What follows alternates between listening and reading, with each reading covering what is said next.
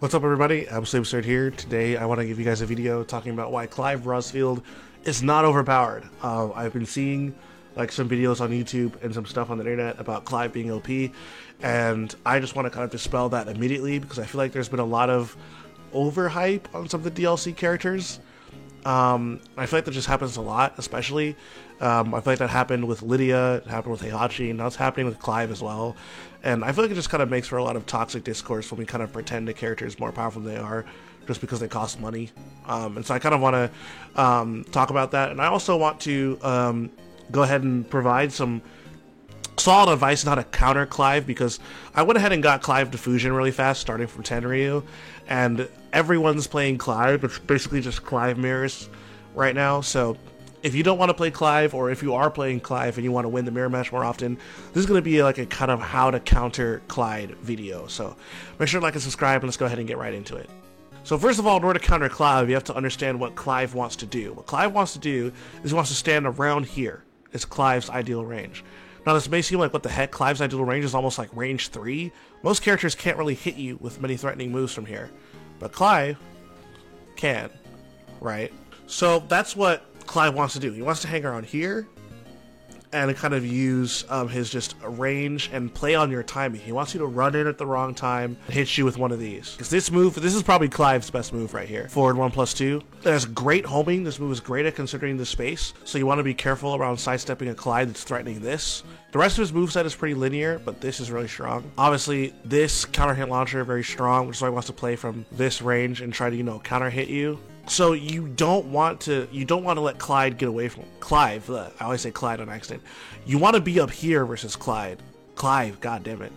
The reason why is because Clive's small Tekken is what people call it, but it really is just poking. Clive's poking sucks, and I'm going to show you why Clive's poking is so bad. There's a problem with almost every single one of his pokes, right? This is 12 frames, but it's -10, and the follow-up's -11. This is -9 and doesn't have a follow-up of any kind, as far as I can tell. This is -9, although this move is really good. This move is good, because it's a heat engager. But still, it's -9, so he completely surrenders his turn. If you block this, Clive is opening himself up to a free mix-up of yours. Being -9, he's not at room to sidestep, he's not at room to reasonably press. It'd be stupid for Clive to press after this, unless you are just heavily disrespecting Clive and like multiple dashes in his face after this or something. But for the most part, pressing after this is a bad idea. Going for this is like a bad idea. Stepping is a bad idea. Clive kind of just has to take the mix-up at this point, right? That's the case for a lot of things, right? -8, very similar scenario. This is -6 with pushback, so it's a little different. But, a lot of his stuff is like that. If we examine his other moves, this is -13. This move is good. Again, risky, -13. Doesn't have as much tracking as you'd like either. Down back 4. Launch punishable, and it does have the strength of being an unseeable counter hit launching low, but the problem is that with this move, it has no evasion. Even though it looks like he ducks, he's still very vulnerable to highs with this. Still very vulnerable to highs. It's like a Steve back 1 will just completely clip him. So when trying to generate offense like this, it's very risky as the opponent can just hit you out of it. Moves like Dragunov's down 2, Jin's down 2, Victor down back 4. Part of what makes them so strong is the fact that they're so evasive. You can duck under moves and get a counter hit launch, or in Dragunov's case, a counter hit into mix up. But with Clive, you can't really reliably duck under anything, which makes this not that. It's still a good move, but it's not nearly as powerful as some of the other options there. We also see, again, some of his other tools have horrible frames. This is -8. The first hit is -12, and the last hit is -13. This is -11.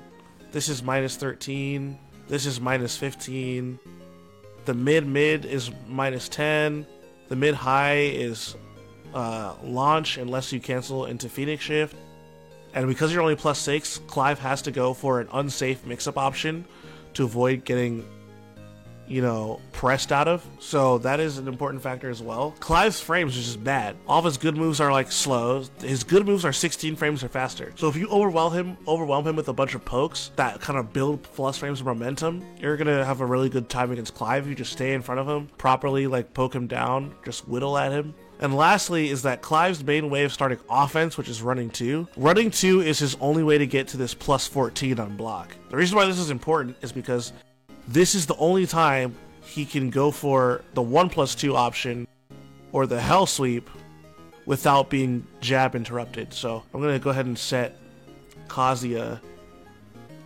to go ahead and Dick Jab here. Notice he gets beaten out. The Dick Jab gets beaten out when we do it while running 1+2, right? Whether it be the Hell Sweep or it be the mid option. But now if we try doing that from something else, even something that gives us plus frames, we get beat out. So Clive now has to go for unsafe options, being this, which is -13, or this, which is -12. Oh, I forgot to mention, this is -14. So we're seeing that Clive's frames just suck, right? And that's his weakness, which is why I don't think Clive will ever be like an OP character, because his frames are trash. Now again, this character has some good stuff. He has strong heat, he's a strong heat smash, he has really good range, really good keep out, good counter hit tools, but his small Tekken or poking, awful. It's really bad.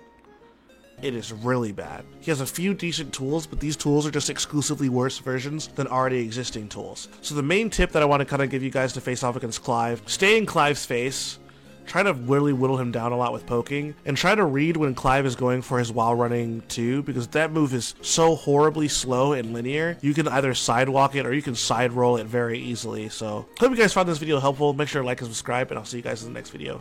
Peace.